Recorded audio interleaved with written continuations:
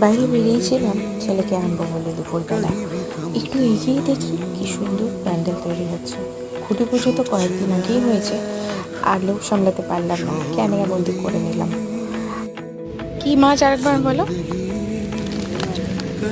মৃগেল। ভাইটি কিন্তু মাছটি আবার পুকুরের জলে ফেলে দিয়েছিল। আর দেখুন কি সুন্দর শান্ত প্রকৃতির মাঝে ভেজে খুঁজে পেয়েছিলাম একটু টুকরো শান্তি। ব্যাস ক্যামেরা বন্দি করে নিলাম। বাড়ির সামনে কিন্তু বেশ সুন্দর কয়েকটি ফুলের গোছাও ফুটেছে।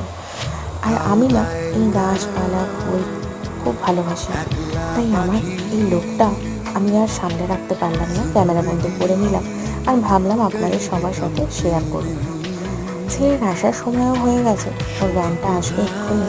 চলুন ওকে নিয়ে যাই আস্তে আস্তে ওপরে।